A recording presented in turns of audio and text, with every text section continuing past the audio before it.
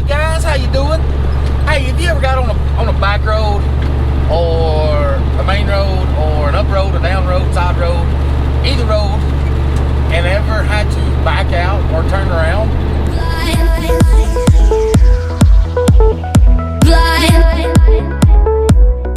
Well, guys, I should have turned this on a while back. I'm up here in the great state of Pennsylvania, and to this day it's still one of my favorite states because I love nature, and it's a lot of it. But the route that I chose to do is I got to go over to Ohio from, wait, let me look at my map here. Ohio from Allentown. So I got a couple options. Well, option one, run the toll road over to Pittsburgh and shoot up. No, negative. Option two, actually I was in Hamburg, so option two would go back over to Allentown and shoot north and pick up 81, which is about another 75 miles, possibly, maybe, out of route. Option number three, shoot through the hills.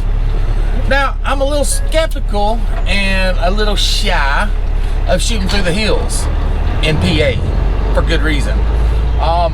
In my truck driving career, I think the only time I've ever had to back out and back into over culverts that I knew was not rated high enough for my truck and trailer, I've had to do it 3 times, and all 3 times is in the great state of PA. Now the first time, let me tell you about this. Now this is funny. The first time was back in 2001. Me and my brother was teaming, and we got on the back road and thought we was going to find a place to park. Not a back road, but we got off an exit off of 70, maybe 80, I'm not sure. I think it was 80. Anyway, as soon as we got off the road, or the interstate, we seen a sign that said downgrade. I think it's 13 or 14%. We looked at each other like, oh shit. Luckily, because during the time, all we knew was 6% is deadly, 6% is horrible, 6%. Yeah, 6% over the course of a mile or further, it can be very dangerous without a good jake. And back then, the jakes, well, let's just say they wasn't quite what they are today. So with that being said, we kind of looked at each other like, we done beeped up. So we got on around the corner and we seen that steep downgrade was only, maybe a quarter mile, maybe an eighth of a mile. And we was like, well, we got to get turned around. And we couldn't turn around right there. And we went about 2 or 3 miles up the road. It turned into a little pig trail. And we ended up backing into some farmer's driveway. My brother's like, I don't know, that culvert might not hold us. And I said, man, we ain't got no choice. Let's do it. You thought we was a couple swift drivers. Actually, the thing is, we kind of was. We was rookies, we was green, we was new. We just had a little lady luck on our side, and it didn't cave in. Which, I mean, it was a normal culvert. It might have been, I don't know. It's probably about a 2 foot, 3 foot. It's a pretty good size. It wasn't a little one. So we backed up. I backed up. My brother guided me. Got a 45-degree side back. Turned around, and we caught gears. That was here in PA. Now the next time it happened to me, I was shooting up through the woods like I am now, and well, this just been a couple years ago, and it was snowing, and I was on a 2-lane road, or not. This is a highway here, 901. Anyway, I was on a 2-lane road. It was a good solid road, and as I kept going, it kept narrowing in on me, and it got to the point it was a road like that one we just passed there, with no lines on the road. And I stopped, threw on the flashers, pulled up the map, satellite viewed it, and I was about to go over a mountain, and I was like, no negatory, little buddy, negatory. So I backed up about 100, maybe 200 yards, because I just passed a little fork in the road, and I got to that fork, and I had the blind side on that fork, snow and all. And that was with my last truck, the black T660. So we done a blind side, backed into that fork, and turned around and came back down and hit the highway and went around another 50 miles out of route. And That was the 2 times. The other time I got on a road like this, it was a highway, but I guess, I don't know, it was a little highway. I don't know how they adjust them, state highway, national, you know, federal highway, I don't know. But on the map, it showed that I could get on it. So I was like, all right, it's all peachy, let's go. All right, let's see here. This is 901 turning. I'm gonna stay straight and turn into 54. Okay, sorry, you know, course correction here, make sure I'm going the right way. Anyway, I got on that road and I got until a sign that said no trucks. I said, well, isn't that just peachy? Of course it is. I'm in Pennsylvania. And, well, I started to look for a place to pull over. I couldn't find one. About 10 miles up the street, up the road, I finally found a place like that shoulder there I could pull over. And, mind you, I didn't have enough room to turn around. It was pretty narrow. And that was, again, in my black T660 a few years ago. So what I had to do was, I had to proceed on. I seen a little clearing about 2, 3, 4 miles up the road. And I got going up the road, and anyway, I came up on a train track or train trestle anyway. I couldn't get across it. It said absolutely no combination vehicles over X amount of feet. And I got out and looked at it. I was like, oh man, that pitch right there is too high. My fifth wheel is going to drag.